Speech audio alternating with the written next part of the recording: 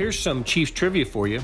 Between the final start of Len Dawson's career in 1975 and the first of Patrick Mahomes in 2019, 29 different players started at quarterback for the Chiefs. Among them are familiar names like Alex Smith, Trent Green, and Joe Montana. Also the less familiar like Mark Vlasic, Frank Sire, and Tony Adams. At any rate, that's a lot of QBs between the two greatest in franchise history, the only two to take the Chiefs to a Super Bowl. So when we get a chance to talk to Pat Mahomes, we like to pass the conversation on to you.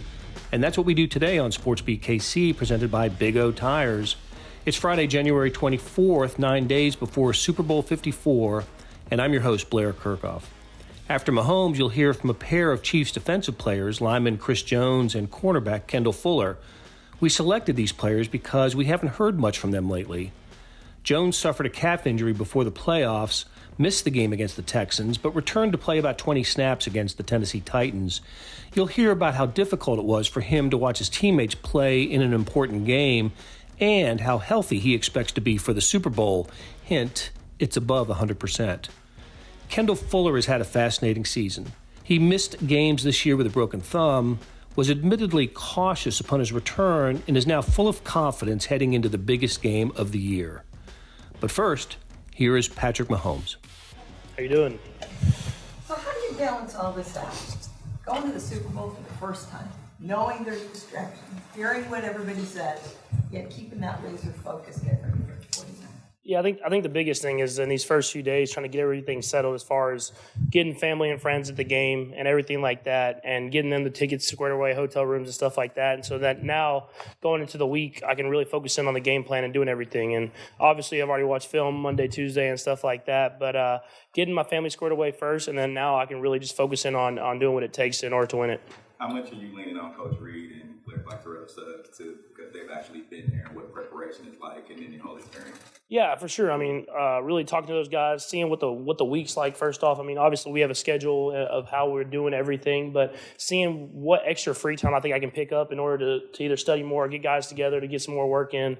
Yeah, I mean, just using those guys and their experiences to really have an understanding of what we're going into and what to expect. How much time did you allow yourself to celebrate the win on Sunday? And it's a bigger win than the regular, Yeah, I mean, I think just that night, I mean, just kind of with the family and friends and some teammates, just kind of just enjoying it. But then going in on Monday, we got right back onto the 49ers. And the good thing about this is we know who we're playing, so you can kind of use this extra week and really focus in on one team so that you can prepare yourself in the best way possible. Patrick, what do you see at first glance? Maybe you got a chance to watch the NFC Championship game on the replay or film coming in. What are your first impressions of the 49ers in that defense that you're going to be facing?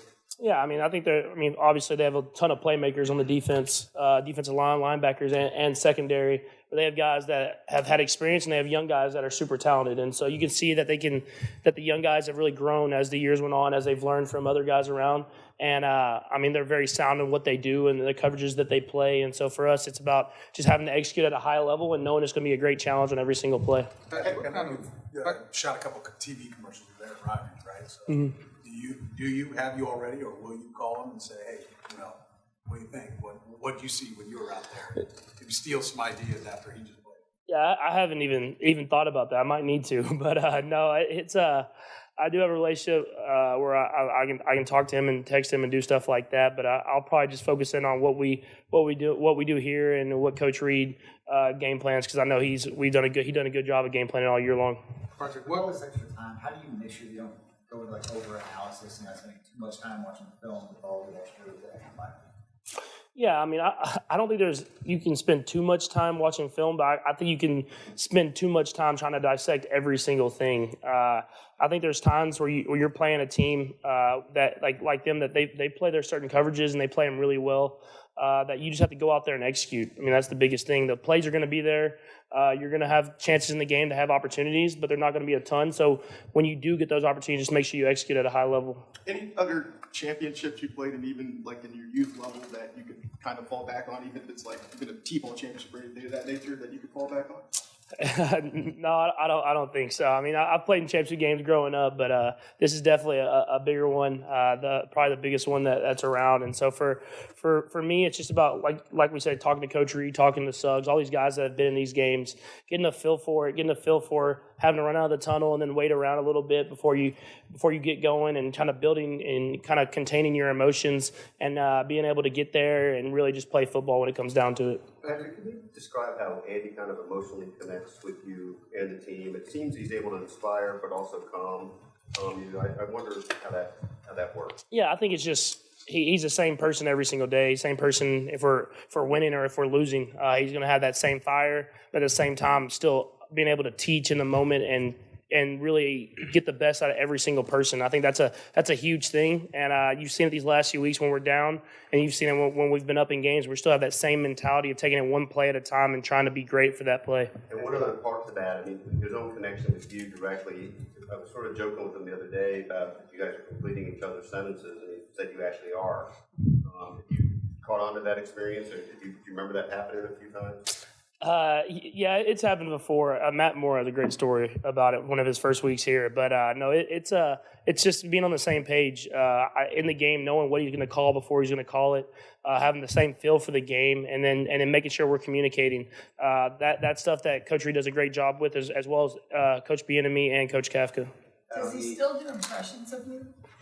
Yeah, every once in a while he'll throw it out there still. So he keeps the room alive, I guess you would say, and making sure that you know that he can still throw a joke here and there, even during a week like this. Patrick, on the touchdown to Sammy, it seemed like you were evading pressure right in your face and somehow still managed to look down the field. It's just like incredibly rare. Is that something that you've always been able to do, or is that something maybe you've worked on? Like, what's the key to that? Yeah, I think it's something that I've always done. Is whenever I'm scrambling, keep my eyes downfield. I've never been the fastest guy, so I've always wanted to get to guys like Tyreek and McCole and Travis and all these other guys and Sammy. And so for me, actually on that play, I left the pocket a little too early just because they did kind of a stunt with the D-line, and I thought I could run for it. And as I saw it developing, I knew I kind of had to reset in the pocket. And as I did that, I got back through my reads, and Sammy was the guy I was going to go to anyways. And he did a good job of fighting through a holding penalty and getting downfield. And so I was able to get the ball to him in enough time that he can score a touchdown. Patrick, you've been here for a few years now. So you haven't been around this like 50 years like the city's been for this to happen. How do you guys guard against winning on Sunday not being the destination? You know, did you have one more game and not let that part creep in because there's such a celebration right here because it's been so long? Yeah, I mean, obviously we celebrated that night, but I think the mentality of these guys in this locker room is that we want to get the big one. We want to not fall short. We want to make sure that we're going to the Super Bowl and that we can win it, and not regret not preparing or doing whatever it takes to do that. And I think as the guys in this locker room, we're going to take advantage of every single day.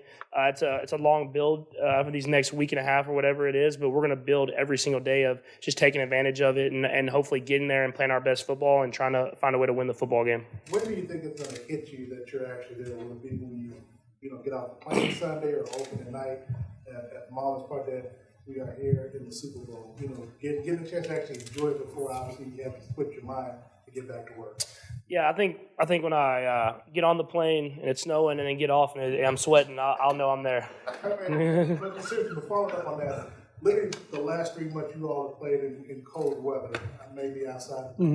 What's going to be like now? Kickoff should be about 70 degrees when you all play for the championship. Yeah, I mean, it's crazy. Coach Reed's been talking about it since the playoffs started, staying in warm weather shape, and I think he said something about it after the game. And so guys have been getting extra running in, getting extra stuff in to make sure they're ready to be in this opportunity and be in this spot. And so obviously we know going from snow and to 70, 80 degrees is going to be different, but we're going to make sure that we prepare ourselves physically and mentally to go out there and be able to play a full 4 quarters or whatever it takes. Patrick, against the Broncos, you were mic'd up and asked, did I look like Lamar there on that juke? And then against the Titans on Sunday, you run that 27-yard touchdown, break some tackles. How much have you tried to emulate his game, just the respect that you have and that you talked about between players like Lamar and Sean? Yeah, I mean, I watch everybody in the league and try to see stuff that guys are doing. I think you do that as a quarterback when you're watching a lot of these great players. And so for me, I try not to. I know I can't juke like Lamar or do stuff like that, but I feel like I can't extend plays. And when I watch similar opponents, like I watch with Lamar playing the 49ers and seeing how he could extend plays, then I know that that's some stuff that I could take away. But I obviously can't run at the same agility or speed that he can. We talk a lot about Andy getting a Super Bowl, but Travis been at this for 7 years. Just what's the sense that you get of just how bad he wants this, given the success of his brother and just going through Alex and so on and so forth? Yeah, I mean, Travis, he's played a lot of great football in his career, and I mean, I know he's super excited to play in the Super Bowl and get a chance to play for it. Obviously, he watched his brother do it and saw how much excitement and stuff that was, and so I know it's going to be an exciting moment. But I think the biggest thing for all of us is just being who we are, and that's something we preach every single day. Is just we take advantage of every single rep, we let our personality show, and we try to find a way to win the game in any way possible. Patrick, what was the Matt Moore story? It was one of the stories you got to ask him. It's about how I completed Coach Reed's sentences one of the first weeks here, and he knew that's when we were kind of on the same wavelength. From your perspective, just what kind of emotional lift was it to have Chris in uniform and then to see him play that? Yeah, I mean, the way he's able to disrupt what the offense is trying to do, either it's sacks or just getting in the backfield and setting up for someone else to make a play. I mean, he's a special football player, and so for us to have him back, him knowing that he's battling through injury and he was still going out there and giving his best effort every single play. This bye week will let him get fully healthy, and then we'll be able to have him for a huge game and be able to have all our weapons. If your steering wheel has more traction than your actual tires, that's a big O no.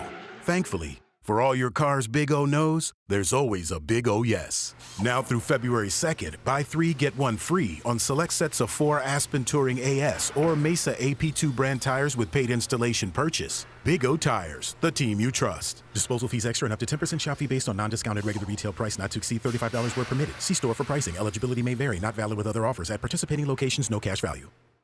Chris, how are you feeling, obviously, coming out of that game? I know Thursday or Friday before when you spoke to us, you weren't sure how or if you would play that Sunday. How are you feeling coming out of Sunday's game? I'm feeling better, just taking advantage of this week off, getting healthy, getting into the playbook, studying them 49ers.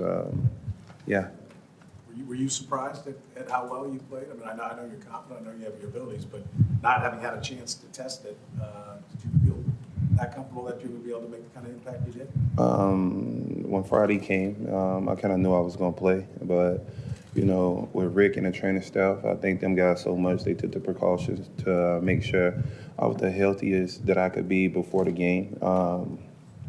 But I knew I was going to play, and whenever I step on that field, I try to give 110% no matter how I'm feeling. And, whatever pain I'm enduring during the game, I'll just make sure that I battle through it and just give it my all. How were you emotionally after the injury happened and having to just sort of deal with it internally, missing, big game and all? I mean, especially an injury at that time, you actually go through a lot. Thank God for my guys, my teammates, the D-line, a guy like Frank Clark, that he's all about positive vibes, positive energy. My teammates always uplifting me. Just those guys uplifting me and everything, because then you get to question yourself why it happened or what could I have done better, and especially in playoff games, because, playoff isn't promised.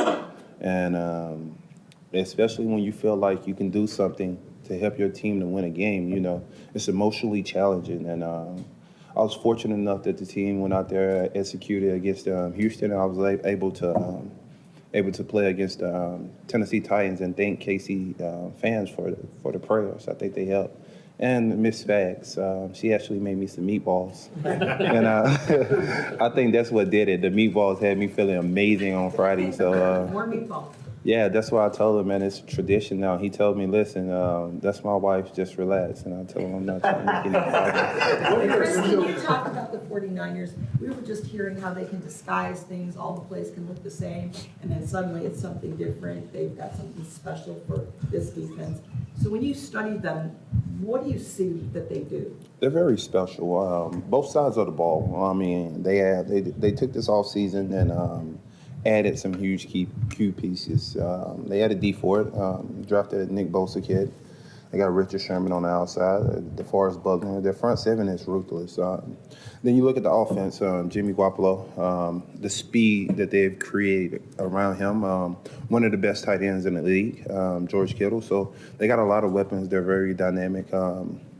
Good team, great team. And, with the scheme Shanahan is running over there is very pivotal. And we got to study film, make sure we dial into whatever we can do to affect those guys. Chris, you talked about how tough it is to sit there knowing you can't play.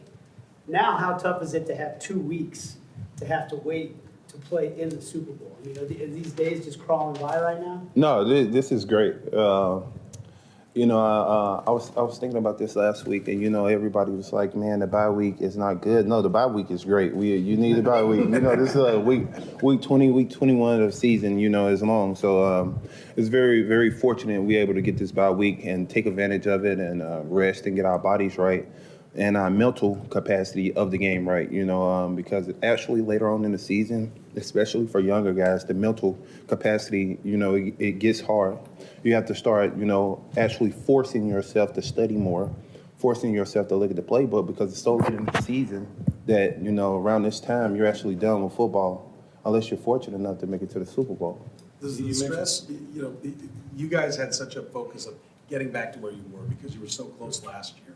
And I wondered, did stress maybe, did you see it kind of on you guys? Maybe that's why you got off the slow starts. And is there a relief being here or no? The championship game, it's more stressful than anything before. No, if you actually look at how we get off to the slow start, you know, third down, I jumped off sides. Another third down, Frank Clark jumped off sides. Another third down, we got a PI. And I feel like we needed to stop beating ourselves, making key adjustments on defense, stop beating yourself, and, you know, execute the scheme of the defense. And once we start doing that, everything started working in our favor because we're not actually depending on the offense to score 30 and 40 points. But what we are depending on that our defense hold up to, you know, keep our offense within the game. Fortunately, we got Pat Mahomes that, you know, at any time things can take off, and Andy Reid, who is a genius at offense. You mentioned D, and can you speak to the fate of you being in this game and him being in this game a year after things ended the way they did last year? I actually talked to D last week before the Tennessee game, and we was just talking about how crazy it is if we get to play each other. You know, D still is a close friend of me. We still talk on basis, and I'm very fortunate, man. D taught me a lot while he was here, and more so away from football, just about life. And I was fortunate enough to play with the guy, him and Tamba, and him and Justy Houston, which taught me a lot. So, you know, it'll be a great opportunity to actually get to play against him.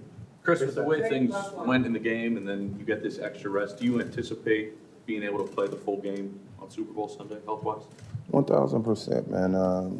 I just truly believe in Rick and his staff, how they've been handling this.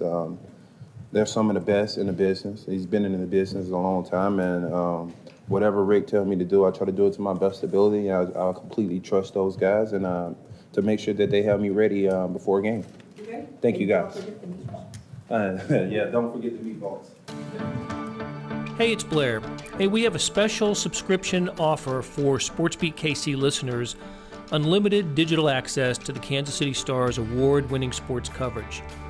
Sign up now for 1 year of Sports Pass for access to all the sports news, features, and columns we have to offer. And it's only $30. That's a 40% savings off our regular rate. For your convenience, your subscription will automatically renew after the initial term at $50 unless you tell us to cancel. A lot of subscription services won't tell you that. They'll just sneak it on there. We just told you. Your subscription helps support the sports coverage of kansascity.com and the Kansas City Star. Please visit kansascity.com/SportsBeatKC offer to get this special offer. And as always, thanks for listening. Kendall, how would you just describe your emotions, your mindset in a week like this, with the biggest game possibly of your life coming up? I think, you know, one of our coaches, just how they set the schedule up, you know, they kind of they made it easy for us to focus. Just having like a regular week schedule as if we were playing this Sunday. So just being able to have that mindset, you know, thinking about where I'm going to eat, knowing my schedule and things like that. So just being able to keep that same game schedule, you know, what days you watch film. If you watch this on Tuesday, Wednesday, you still watching it just because we got that regular week schedule. So I think that schedule's been helping a lot. And, you know, been allowing us to focus in knowing how big of a stage it's going to be. How difficult has the transition been for you? You're playing a different role and doing things. Is that you know, been difficult? Has it been something that's maybe made it easier because you have to zero in so much and do things? I mean, time definitely, you know, anytime you get more time to study and things like that, it definitely helps. But it's definitely been different, but I think just kind of when I was a freshman at Tech, our defensive back coach, he was always praising us on, being able to play DB, no matter where it is on the field, being able to do a lot of different stuff. And but just how our system is, the nickel kind of always been playing like a safety and things like that. So I think that's mainly been a big help. It's not like I was at corner and then I'm just transitioning to like a nickel safety spot. So being able to get those reps as the nickel, all OTA, training camp, whatever, and then it kind of transitioning to the safety spot has definitely been helpful. How much of a challenge was it coming back after the 5 games off and then just trying to get back in that? Do you feel comfortable with that? Yeah.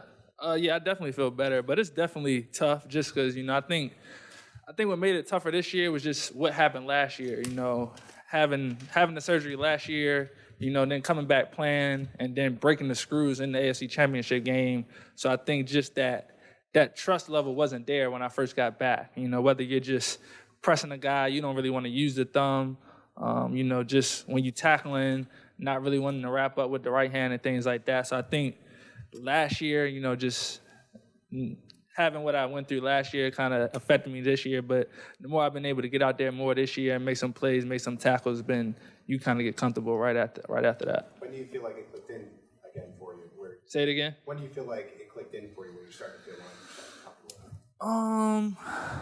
I had a tackle in Chicago that I actually just little plays you just kind of notice. I was like, dang, I actually kind of wrapped up with my right hand. I think that kind of made me a little bit more comfortable because it was other tackles I had where I could kind of just notice that I would bring my right shoulder but wouldn't really bring my whole arm and things like that. So just little things like that. It could have been like a couple plays in practice where I'm like, okay, I actually jam with my right hand, where naturally my mind is doing it in my head, but it actually takes a while for the body to do it. So I think that Chicago game kind of helped me. Kevin, what did you find out about the other players, talk with Suggs about, what to expect, all the distractions that are there for the Super Bowl since he's experiencing? Yeah, I think a lot of guys in the D-line room have talked to him a lot, and probably the linebacker room. For us, we mainly been talking to Coach Merritt, Sam, who's been through it as a player and things like that.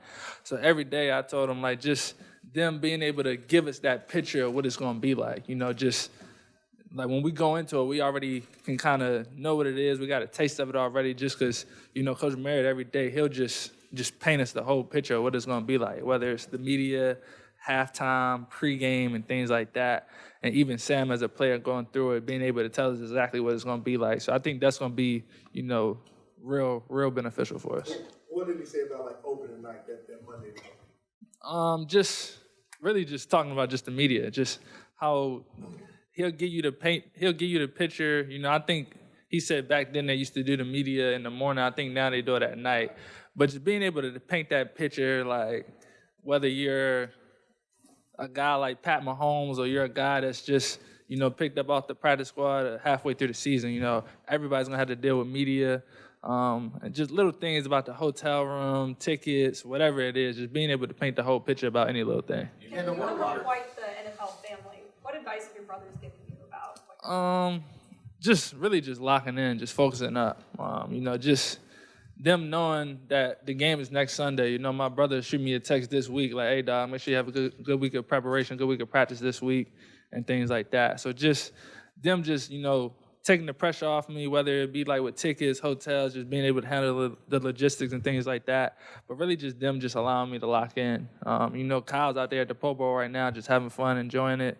My mother, my brothers, I just FaceTime my brother, and he's with my nephew, holding them and things like that. So they're definitely having fun out there. So I know it's going to be fun for them to be able to go to Pro Bowl and then to Miami for the Super Bowl. This is the first Super Bowl for Yeah, this is the first Super Bowl for all of us. It's kind of a role reversal because I'm sure you grew up looking up at the older brothers, seeing all of them in big games, and now all the attention's on them. Yeah, it's definitely fun. I know my oldest brother, the two older ones, I know they enjoy it. Just being able to, I remember, he'll just talk about anytime we played on the same time, same games on Sunday, he'll have, the TV up, laptop on, FaceTime with my other brother so that he can see the game. So they enjoy it. They have fun with it. Kendall, when you switch a position, when the defensive coordinator asks you to sort of sacrifice in a way that is unusual throughout the year, there obviously has to be a level of trust For you personally, what makes you trust Steve Spagnuolo, and when you see the two of you guys found that common ground that allowed to have this level of success? I think, like I said, really for me, it was just always kind of, even though I always played corner and nickel, I always viewed myself as being smart, being able to do a lot of different things. I think, which was one thing that always, separated me from a lot of guys, is being able to move to different spots, do different things, and really just seeing how many other guys on our team do that same thing, seeing Dan move around, seeing Tyron move around and things like that. So, when you have a culture like that and guys that are like that, that's something that you want to be a part of. And that's what makes it easy, because you can't look at it when you got other guys in the room going out there playing this position, playing that position, and then when it's time for you to do something to help the team, you kind of just like, nah, like, that ain't, like, I don't play safety, sorry, when you got other guys in the room doing it. So that makes it easy. And, me, like I said, coming in, to Virginia Tech as a freshman and kind of learning, like, all right, you're not just going to learn this position. You're going to know what the corner do, you're going to know what the nickel do, the safety do, and things like that. So it's definitely been fun. That'll do it for today. Thanks to producers Derek Donovan and Randy Mason for putting together the show. Hey, we got a big week planned for the Chiefs' first Super Bowl appearance in 50 years. And it's still kind of hard to believe, isn't it? In addition to the usual suspects who cover the Chiefs for the Star, Sam Mellinger, Vahe Gregorian, Herbie Teope, and Sam McDowell, we'll have additional reporters and photographers in Miami to bring you the best Super Bowl coverage in Kansas City. So make kansascity.com your digital home throughout the week, and SportsBeat KC your first stop for podcasts. And if you like what you hear, let us know with a comment. Thanks for listening to SportsBeat KC, presented by Big O Tires, and we'll be back Monday talking about the Chiefs from Miami.